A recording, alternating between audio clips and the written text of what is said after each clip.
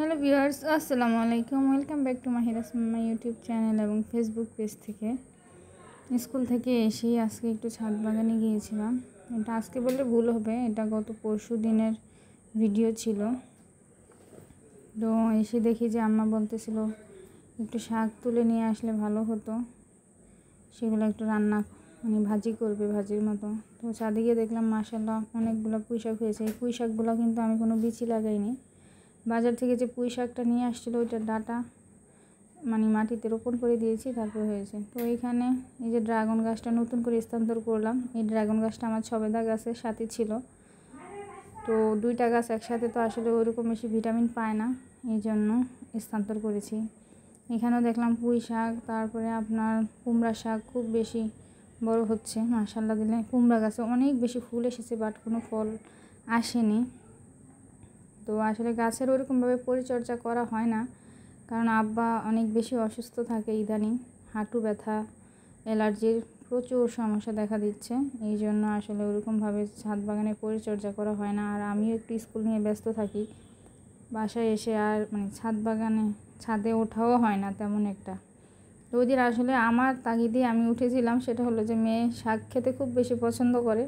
তো ভাজি ছিল, ভাবলাম যে আম্মা বলতেছিল মাহিরা শাক খেতে চেয়েছে, শাক নিয়ে আসো, এই জন্য আর কি শাক তোলার জন্য উপরে আসলাম। আর একটু মেঘলা ছিল আকাশটা, এই জন্য আসলে আরও বেশি উপরে আসা, কাপড় চোপড় নামাবো এই জন্য। এই যে দেখেন এইখানে এই পুঁই শাকের গাছটা 3 বছর হয়ে গেছে মাশাআল্লাহ, এখনও খাই। প্রতি বছর ফুল টল হয়, তারপরে আবার পাখি খেয়ে ফেলে ফলগুলা। তো আসলে ওরকমভাবে ঝাগাঝুগা দিয়ে রাখি না। মেহেন্দি গাছের বীজ এসেছে। এখানে যে একটা মাটির আলু রোপণ করেছি, এই যে দেখেন একদম জোরো সোরো হয়ে আসতেছিল একটা মেঘ, খুব বেশি বৃষ্টি নামবে। মাশাআল্লাহ অনেকগুলা শাক হয়েছে। তো ভাবলাম যে 2টা ড্রাম খালি আছে, একটা ঝুড়ির আর একটা হচ্ছে আপনার লেবু গাছটা মারা গিয়েছে, আমার ছোট লেবু গাছটা মারা গিয়েছে, আর বড় লেবু গাছটা তো মারা গিয়েছে। তো ভাবলাম যে এখানে রোপণ করে দিই, রোপণ করে দিলে চারপাশে যদি কিছু শাক ওঠে ওটা আবার খাওয়া যাবে। আমরা কিন্তু যে কিচেন কম্পোস্টগুলো রেখে দিই সারের জন্য, এই যে দেখেন একটা বড় একটা ফাটা বালতিতে রেখে দিয়েছি। আর এখানে যে ঢেঁড়স গাছটা বড় হচ্ছে, এখানে দেখলাম যে করলাগুলো একটু বড় হয়ে আছে। মজার বিষয় হলো এখানে চিপার মধ্যে একটা করলা ছিল, বেশ ভালো বড়।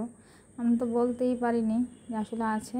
আমি তো পেয়ারা গাছ থেকে করলা গাছের ঢাল সরিয়ে দিব, এই জন্য সরানোর জন্য এখানে আসছিলাম। আর দেখি যে মাশাআল্লাহ খুব বড় একটা করলা, এরকম সাইজের করলা আর হয় নাই, উস্তা আর হয় নাই গাছে এবার, এটাই বেশ বড় ছিল।